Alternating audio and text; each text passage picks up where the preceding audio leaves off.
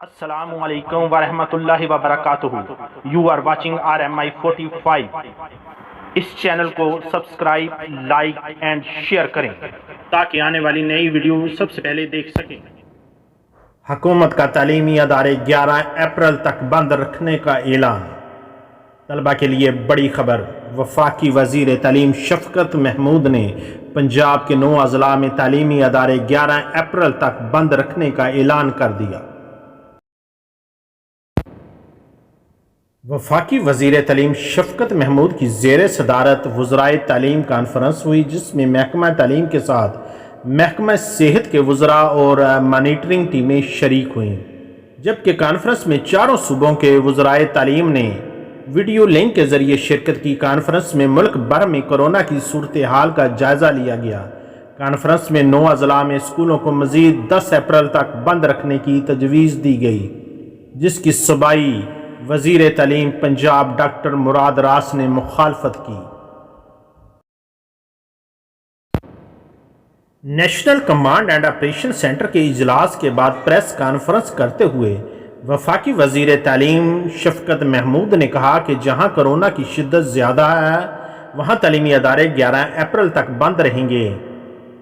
9 سے 12ویں جماعت کے امتحانات شیڈول کے مطابق مئی کے آخر میں ہوں گے.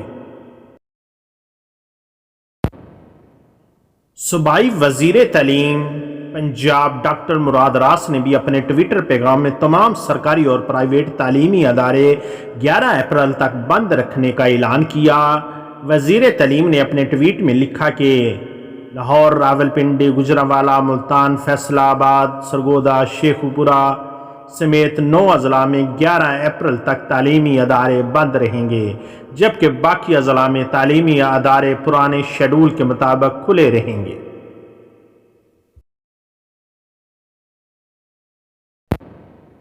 Doctor Murad Raas announcement.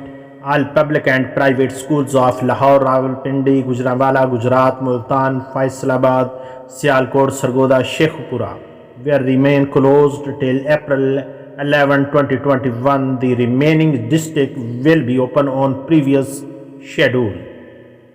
یہ ٹویٹ کیا ہے ڈاکٹر مراد راس نے 12:38 پر مارچ 24، 2021.